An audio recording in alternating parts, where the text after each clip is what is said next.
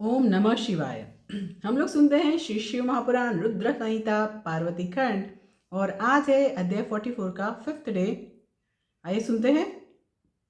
हम लोग जो सुन रहे हैं उसमें माता मेनका बहुत गुस्सा है और माता मेनका जो बोली है ब्रह्मा जी को, वो मैंने कल आपको बताया था। मैना बोली कि ब्रह्मन, आप मेरी पुत्री पार्वती के अति श्रेष्ठ रूप को किस लिए व्यर्थ कर रहे हैं? आप इस शिवा यानी पार्वती को स्वयं मार क्यों नहीं डालते हैं? आप ऐसा ना कहिए कि इसे शिव को दे दीजिए। मैं अपनी इस प्राण प्रिया पुत्री यानी पार्वती माता को शिव के निमित्त नहीं दूंगी। ऐसा बोली है माता मेनका। यहाँ तक हमने कल बात किया हुआ है, इससे आगे आज सुनेंगे। आपने अभी तक ये नहीं सुना है मेरे YouTube चैनल पर तो आप शुरू कर दीजिए सुनना। और मेरा YouTube चैनल अगर सब्सक्राइब नहीं किया है तो प्लीज़ सब्सक्राइब करिए, लाइक करिए, शेयर करिए, हर दिन देखते रहिए। ये शिव पुराण जो है वो शिव महापुराण है। ठीक है, चलिए। ओम श्री गणेशाय नमः, ओम सरस्वत्यै नमः, ओम सर्वेभ्यो देवेभ्यो नमः, ओम सद्गुरुदेवेभ्यो नमः, ओम नमः शिवाय। आइए सुनते हैं।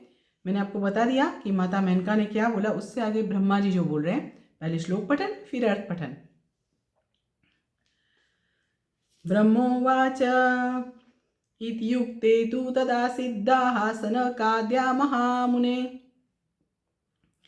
समागत्य महाप्रीत्या वचनं हीदमब्रुवन्। सिद्धा ऊचुः अयं वै परमः साक्षात् शिवः परसुखावहः कृपया च भवत्पुत्रै दर्शनं दत्तवान् प्रभु। ये सब सिद्ध ने बोला है। उससे आगे ब्रह्मा जी क्या बोलते हैं? ब्रह्मोवाच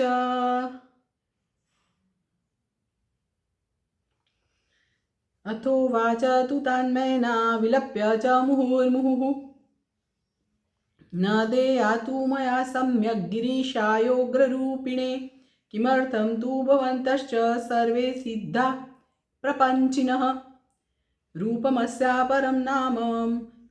रूपमस्यापरं नाम व्यर्थीकर्तुं समुद्यताः। इत्युक्ते च तया तत्र मुने अहं चकितो अभवम्। सर्वे विस्मयमापन्ना देवसिद्धर्षि मानवाः। एतस्मिन् समये तस्या हठं श्रुत्वा दृढं महुत् द्रुतं शिवप्रियो विष्णुः समागत्याब्रवीदिदम्। अब कौन बोलेंगे? विष्णु बोलेंगे। आइए सुनते हैं कि विष्णु भगवान क्या बोल रहे हैं।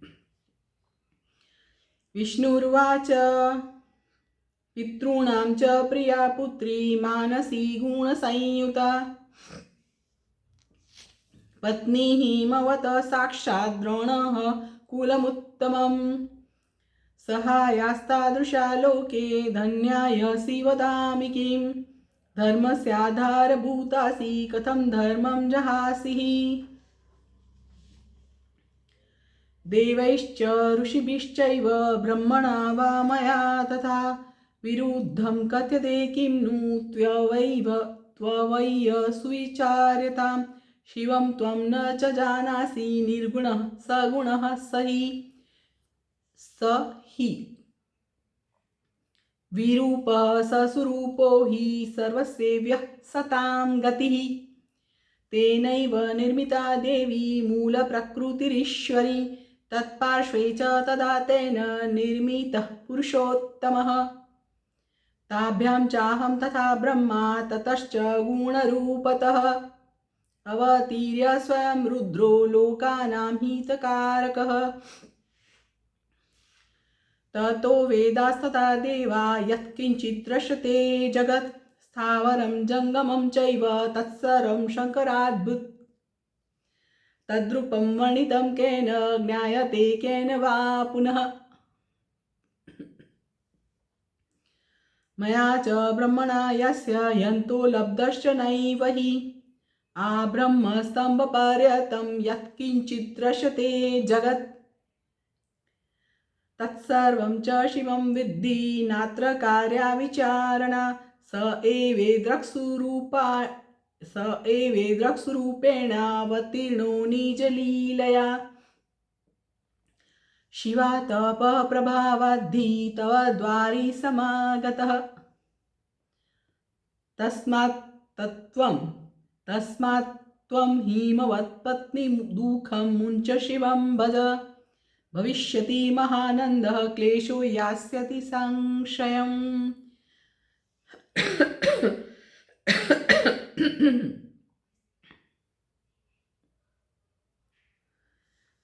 ब्रह्मोवाच एवं प्रबोधितायास्तु मेनकाया अभुन्मुने तस्यास्तु कोमलं किञ्चिन्मनो विष्णुप्रबोधितं परं हठं न तत्याज कन्यां दातुं हरायन स्वीचकार तदा मेना शिवमाया विमोहिता उवाच च हरिमेना किञ्चित् बुद्धा गिरिप्रिया श्रुत्वा विष्णुवचो रम्यं गिरिजा जननीः सा यदि रम्यतनुसः स्यात्तदा देया मया सुता नान्यथा कोटिषु यत्नैः वच्मि सत्यं दृढः वचः ब्रह्मोवाच इत्युक्त्वा वचनं मेना तूष्णीमास दृढव्रता शिवेच्छा प्रेरिता धन्या तथा याखिल मोहिनी। यहाँ पर अध्याय 44 जो है उसका अर्थ पठन आपको बता देती हूँ। माता मेनका को विष्णु भगवान भी समझा रहे हैं, ब्रह्मा जी भी समझा रहे हैं, सिद्ध भी समझा रहे हैं। आइए सुनते हैं अर्थ पठन। ब्रह्मा जी बोले, हे महामुने, जब माता ने बोला कि इसे शिव को क्यों दे रहे हैं, मैं अपनी प्राण प्रिया पुत्री पार्वती को शिव जी को नहीं दूंगी। उसके बाद ब्रह्मा जी बोले हैं कि हे महामुने, तब उनके ऐसा कहने पर सनक आदि सिद्ध आकर मैना से प्रेम पूर्वक यह वचन कहने लगे। सिद्ध बोले, ये परम सुख प्रदान करने वाले साक्षात परमात्मा शिव है। इन प्रभु ने कृपा करके आपकी पुत्री को दर्शन दिया है। ब्रह्मा जी बोले, तब मैना ने बार बार विलाप करते हुए उनसे भी कहा, सिद्ध से भी यही कहा कि मैं भयंकर रूप वाले शंकर को इसे यानी मां पार्वती को नहीं दूंगी।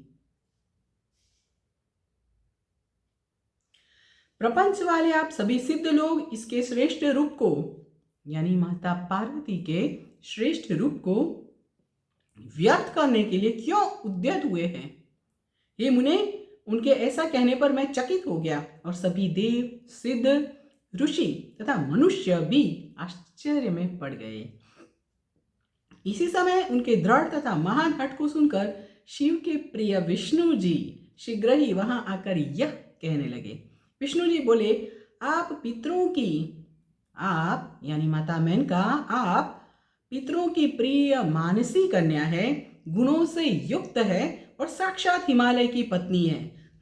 आपका अत्यंत पवित्र ब्रह्मकुल है। वैसे ही आप सहायक भी है, वैसे ही आपके सहायक भी है, इसीलिए आप लोक में धन्य हैं। आप लोक में धन्य हैं, मैं विशेष क्या कहूँ।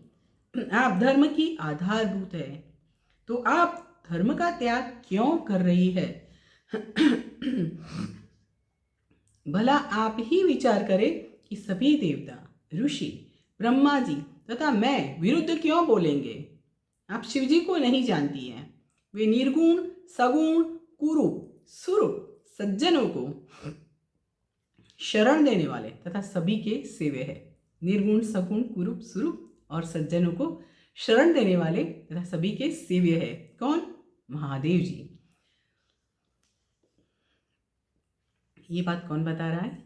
विष्णु भगवान माता मेनका को बता रहे हैं। उन्होंने ही मूल प्रकृति ईश्वरी देवी का निर्माण किया और उस समय उनके बगल में उन्होंने पुरुषोत्तम की भी रचना की। तदनंतर उन दोनों से मैं, देखिए साफ यहाँ पर बताया गया है कि विष्णु भगवान क्या बोल रहे हैं, ध्यान से सुनिए। तदनंतर उन दोनों से मैं तथा ब्रह्मा अपने गुण तथा रूप के अनुसार उत्पन्न हुए हैं, किंतु वे रुद्र स्वयं अवतरित होकर लोगों का हित करते हैं। स्वयं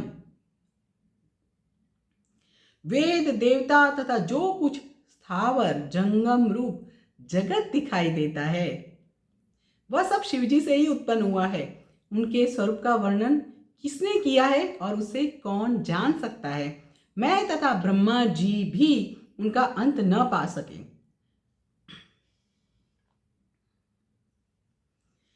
ब्रह्मा से लेकर तृण पर्यंत जो कुछ जगत दिखाई देता है उस सबको शिव समझिए, इसमें संदेह नहीं करना चाहिए। अपनी लीला से इस प्रकार के सुंदर रूप से अवतीर्ण हुए वे शिव पार्वती के तप के प्रभाव से ही आपके द्वार पर आए हैं। इसीलिए हे हिमालय पत्नी, आप दुख का त्याग कीजिए और शिव जी का भजन कीजिए। ऐसा करने से महान आनंद प्राप्त होगा और क्लेश नष्ट हो जाएगा। ब्रह्मा जी बोले, हे मुने, इस प्रकार समझाने पर उन मैनका विष्णु प्रबोधित मन कुछ कोमल तो हो ही गया, कुछ कोमल हो गया। किंतु उस समय शिव की माया से विमोहित मैना ने हठ का परित्याग नहीं किया और शिव को कन्या देना स्वीकार नहीं किया। पार्वती की माता गिरि प्रिया उन मैना ने विष्णु के मनोहर वचन को सुनकर कुछ उद्बुद्ध होकर विष्णु जी से कहा, यदि वे सुंदर शरीर धारण करे तो मैं अपनी कन्या दे सकती हूं, अन्यथा करोड़ों प्रयत्नों से भी मैं नहीं दूंगी। मैं सत्य तथा दृढ़ वचन कहती हूं। ब्रह्मा जी बोले, हैं नारद, जो सबको मोहने वाली है उस शिवेच्छा से प्रेरित हुई धन्य तथा दृढ़ व्रत वाली वे उस शिवेच्छा से प्रेरित हुई धन्य तथा दृढ़ व्रत वाली वे मैना इस प्रकार कहकर चुप हो गई। आज यहाँ पर रुकते हैं क्योंकि अध्याय 44 यहाँ पर परिपूर्ण हुआ है। कल से सुनेंगे अध्याय 45। अथ पंचचत्वारिंशो अध्याय। इति श्री, आज की बात करी 44 अध्याय जो परिपूर्ण हुआ है उसकी बात करी। इति श्री शिव महापुराणे द्वितीयायां रुद्र संहितायां तृतीये पार्वती खंडे मैना प्रबोध वर्णनम नाम चतुश्चत्वारिंशो अध्याय। इस प्रकार से शिव महापुराण के अंतर्गत द्वितीय रुद्र संहिता के तृतीय पार्वती खंड में मैना प्रबोध वर्णन नामक 44वां अध्याय पूर्ण हुआ। आप सभी लोग हर दिन देखते रहिए, सुनते रहिए, शेयर करते रहिए। मेरी ओर से आप सभी को अभी ओम नमः शिवाय, हर हर महादेव।